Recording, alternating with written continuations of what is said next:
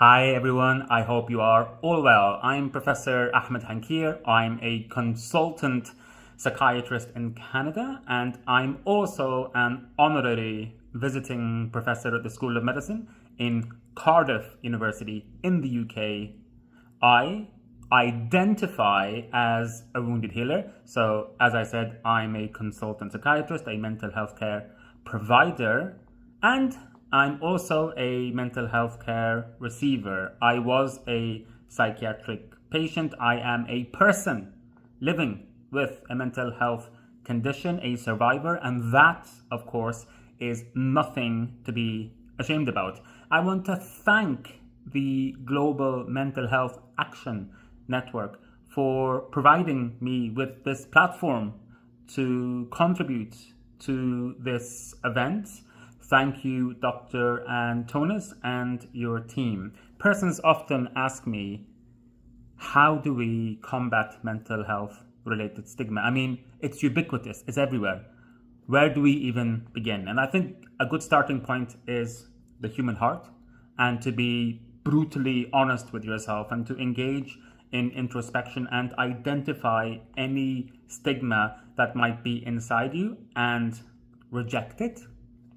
But also by providing persons living with a mental health condition a platform to vocalize our views. It should be nothing about us without us in relation to the provision of mental health care services and challenging mental health related stigma. But it seems that it's everything about us without us. We refuse to be silenced any longer. We refuse to remain silent. We have voices. We can speak for ourselves, and we will be heard. So, my talk is going to be about how we can harness the power of creative writing, storytelling to reject mental health related stigma and humanize persons living with a mental health condition, because many persons living with a mental health condition, including me, feel like we are being dehumanized. And we can harness the power of storytelling to humanize persons living with a mental health condition, because a story is data with soul. A story is data with soul. So I want to share with you all, I'm very proud of this. This is my book, Breakthrough, a story of hope, resilience, and mental health recovery. And it was released in April, and it is available to purchase in major retailers, bookstores, Waterstones. You can go online. You can purchase it from Amazon if you're interested. And it traces my story as a person of color, as a man of color, and the acronym that's often used in the UK is Black, Asian, and Minority Ethnic, so it's BAME. But if you're from the US or North America, it's BIPOC, isn't it? Black, Indigenous, and People of Color. We know that people of color are overrepresented in mental health care services. And it can seem that the narrative, the mental health narrative, is whitewashed in the sense that it doesn't feel like the voices of persons of color living with a mental health condition are included in the conversation. Sometimes it feels like we are excluded. And so this was an opportunity for me to reclaim my narrative and to share my story in my own words. It was, I poured my heart and soul into this. And it was an opportunity not only to humanize myself and other persons living with a mental health condition, but also to dignify us. And I found it cathartic, actually, sharing my story.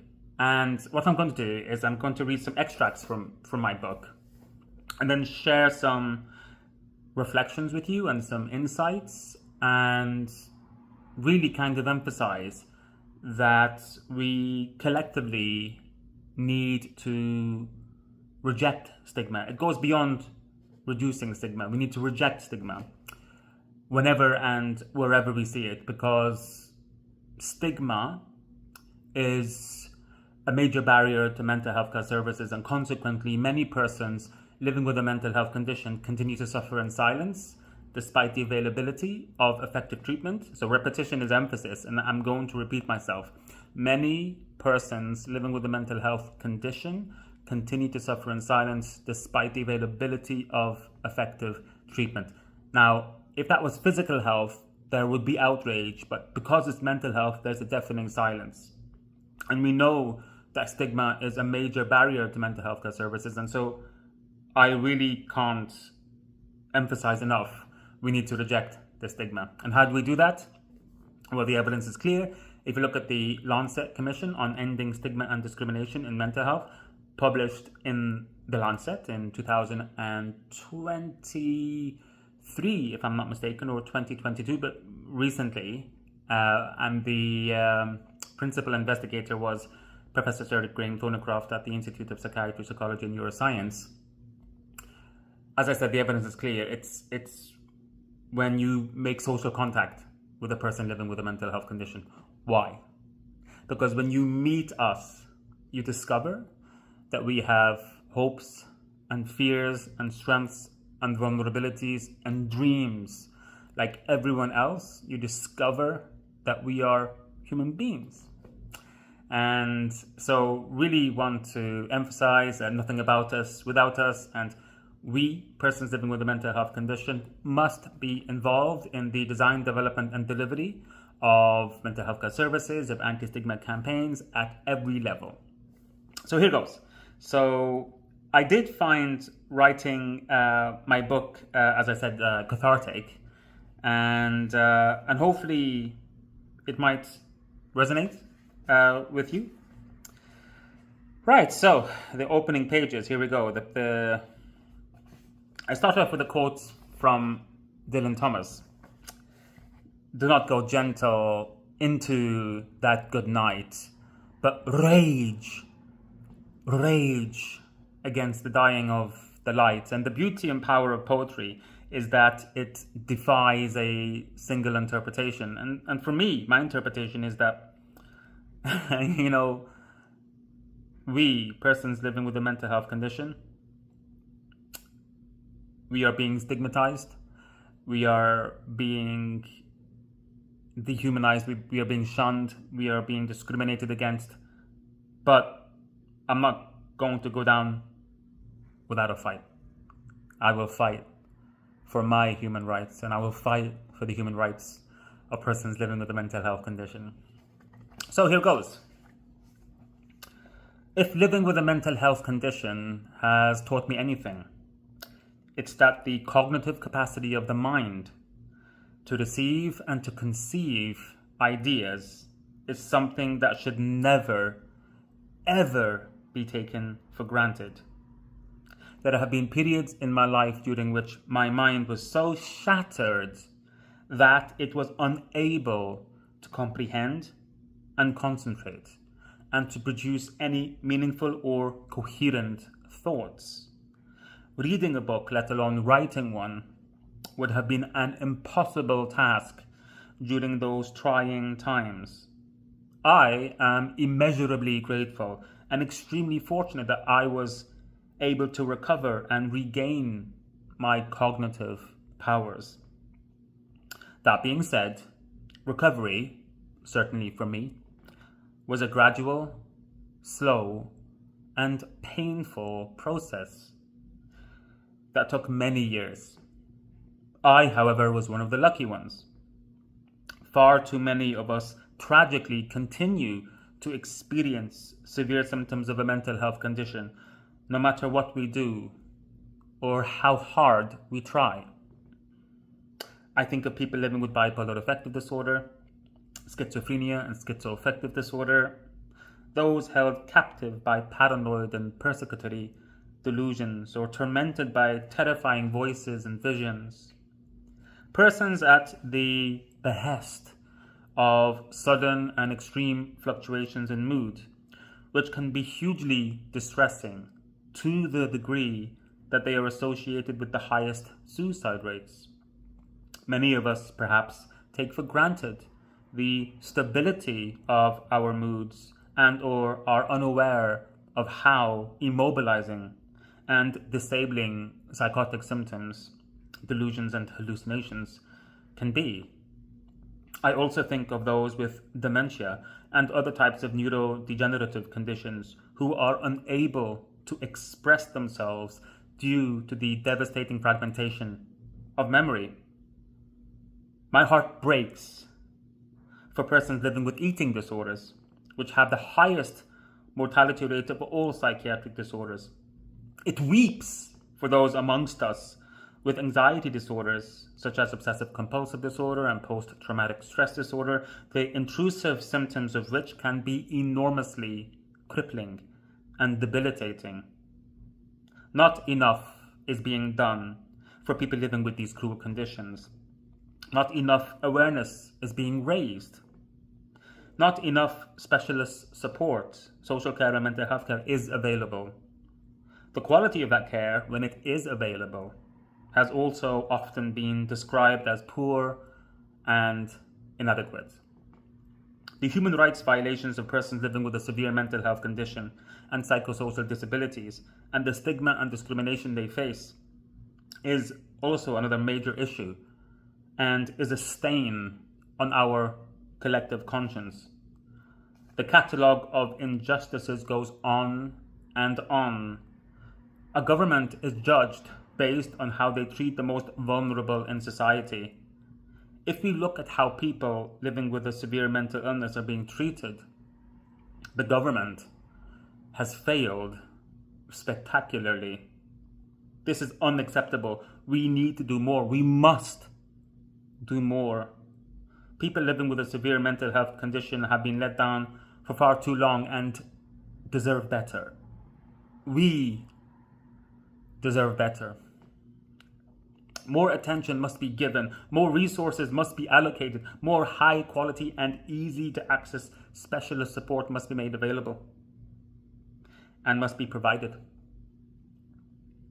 I dedicate this book to persons who cannot formulate and express their thoughts because of the severity of their symptoms and how injured their minds are, but also to those amongst us who are able to speak out, but who are stigmatized and shunned, and towards whom a deaf ear is turned. This book is dedicated to the voiceless individuals who haven't been given a platform to amplify their views and share their stories and testimonies, but instead are ridiculed and silenced. Our hearts grieve for you and go out to you and to your loved ones and to all those who provide you with informal support. You are the true mental health heroes, and you deserve so much more than a dedication. I hope this book raises awareness of your plight, but also of your dignity and grace as you continue to fight that good fight, and as you rage against the dying of the light. So that's from my book, Breakthrough, A Story of Hope, Resilience, and Mental Health Recovery. How did I feel when I was reading that?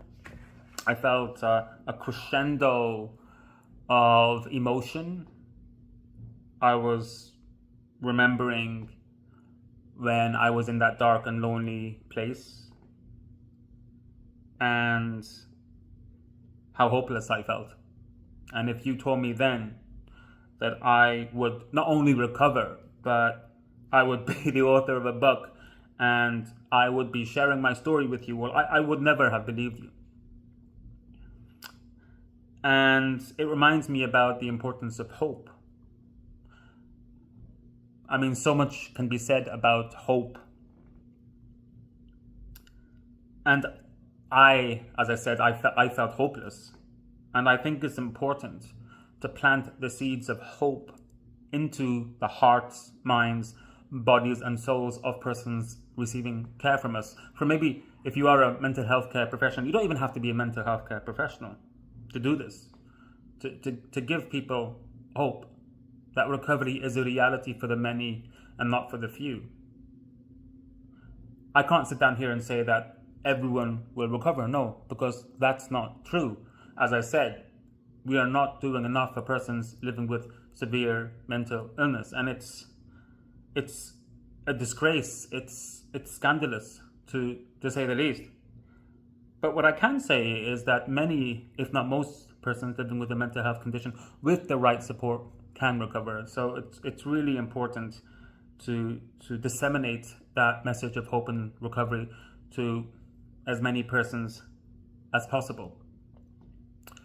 Some other thoughts that crossed my mind whilst reading my book: the importance of humility. To this day, the best psychiatrist I ever met, he's not actually a psychiatrist, I pay tribute to him, Professor Jed Byrne, and he very kindly provided me with an endorsement of this book. He's actually a surgeon. I woke up one morning to discover that my hometown in Lebanon was bombed in 2006. And I saw harrowing and horrific images of dead bodies strewn on the streets of Lebanon. And I feared that my family were among the dead. I tried to get through to them, but I couldn't. And I felt so powerless, and I felt overwhelmed, and I reacted. And I discovered then how utterly beholden we are to the power and mercy of our minds. I developed a mental health condition. The symptoms were so severe and debilitating, I was forced to interrupt medical school and repeat 2 years. And when I needed care and compassion the most, I received ridicule and rejection instead. So debilitating though the symptoms were, the stigma was far, far worse. I did feel dehumanized. That's no exaggeration. I felt brutalized. But the person who listened to me and who dignified me and who gave me that safe space, that sanctuary, Professor Jed Byrne, he was the dean of the teaching hospital at the time. And I just remember the humility that he had. I remember asking him, does he know what it's like to wake up in the morning to discover that your hometown is being bombed? And he said, no. It wasn't only what he said. He had the humility to say, no, I don't know what that's like. But it wasn't just what he said. It was the tone of his voice, his body language, the nonverbal communication. He didn't place himself on a pedestal. And if I'm entirely honest, it does feel like there are members of the medical profession, the psychiatric profession, that do place themselves on a pedestal, and you know that I don't think that's going to help. I think it's humility. We need humility, more humility in mental health care, in medicine, in this world. So that was a reflection that I wanted to share with you all. So as I said, I'm a person of color, I'm a man of color, and we can't be naive, we can't be oblivious to the fact that racism is real, it exists. I mean, there was a survey conducted by the British Medical Association. It was a decent sample size. I think there were at least 1,000 participants, doctors. 75% report that they were the victims of racism. And we know that mental health care services are overrepresented by people of color. I mean, you're more likely to be detained under the mental health care if you're black compared to if you are not black, under the Mental Health Act rather. Other things like you're more likely to get a psychiatric diagnosis of schizophrenia, you're more likely to be started on antipsychotics, and you are less likely to receive psychotherapy. And I think to say that racism doesn't at least play a part, I don't think that's true. So that's something else that we need to address in mental health care.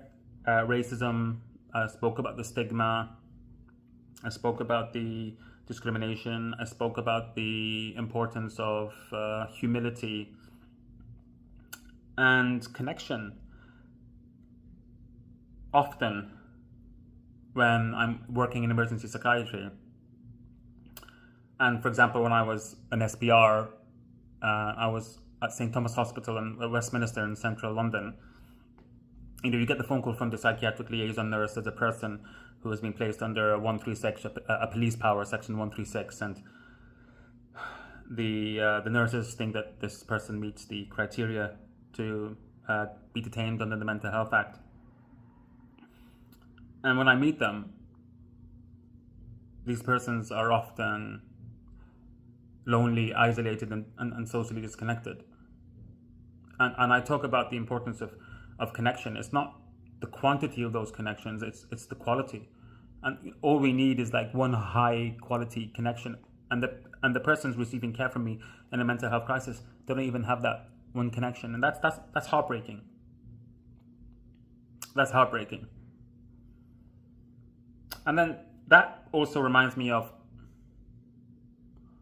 how I draw more on my personal experiences or my personal expertise. So persons living with a mental health condition, anyone living with a mental health condition can identify as an expert by experience, an expert by personal experience. And if you're a mental health care professional, anyone who's a mental health care professional, consultant psychiatrist, for example, can be considered an expert by professional experience.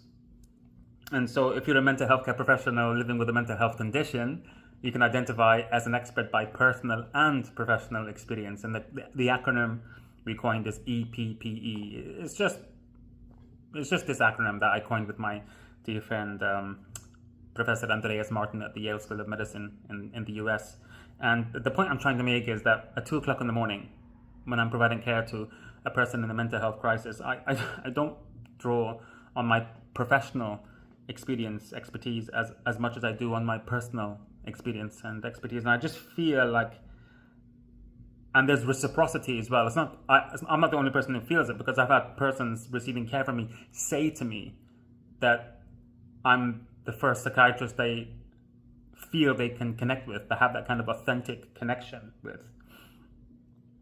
And it's because I draw on my personal experiences, my personal expertise.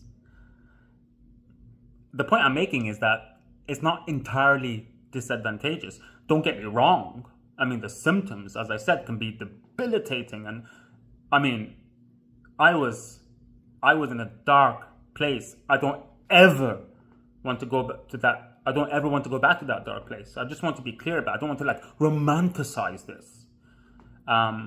But my experiences have made me more insightful and more empathetic and more driven as well. And I feel like I do have authentic connections with persons receiving care from me. And that's what I draw on at 2 o'clock in the morning. For example, it's not written in the psychiatric textbooks. I remember once, so I'll share an anecdote with you.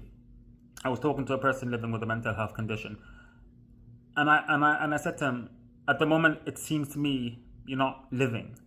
It seems to me that you're existing and not living. And apparently, he was mute. He didn't make eye contact with anyone. And the moment I asked him that question, he made eye contact with me. And he just nodded his head. He didn't say anything. And as I said, that's not in the psychiatric textbooks. That's how I felt. And I talk about this in my book.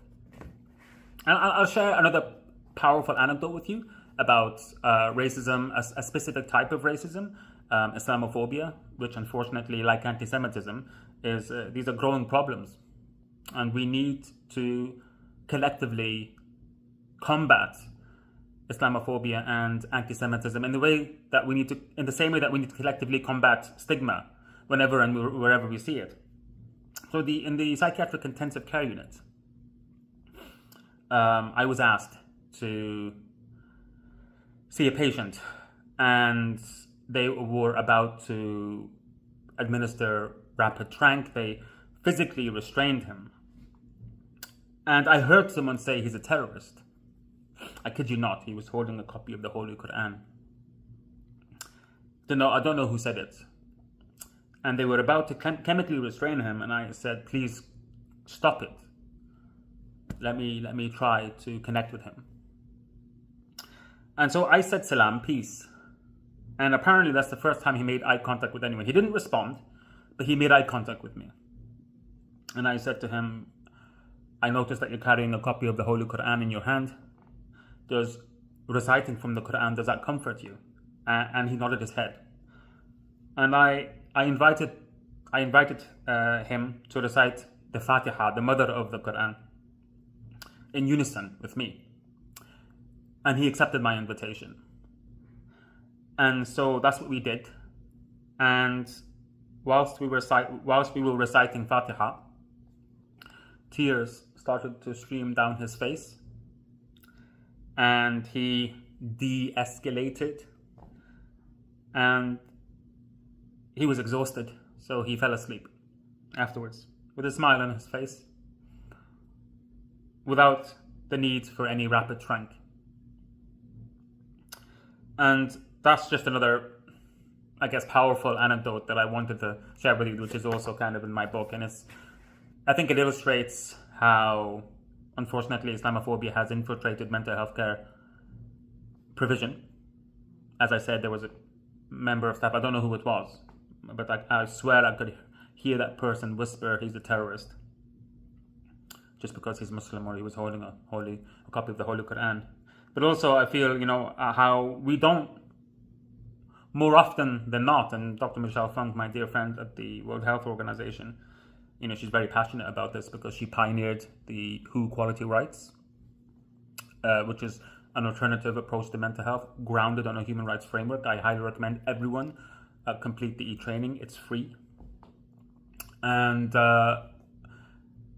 I'm sure Dr. Funk would argue that it's not even necessary. And there are, for example, in Merseyside, I forget the name of the trust, and it was actually the former president of the Royal College of Psychiatrists, Dr. Adrian James, who shared this with us, that there's a trust in Merseyside that has zero coercive practice recorded.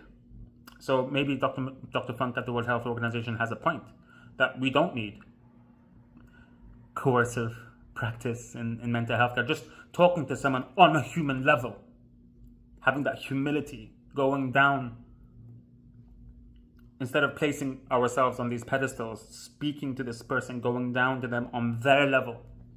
And sometimes that's literally sitting down on the floor with them. I've done that before.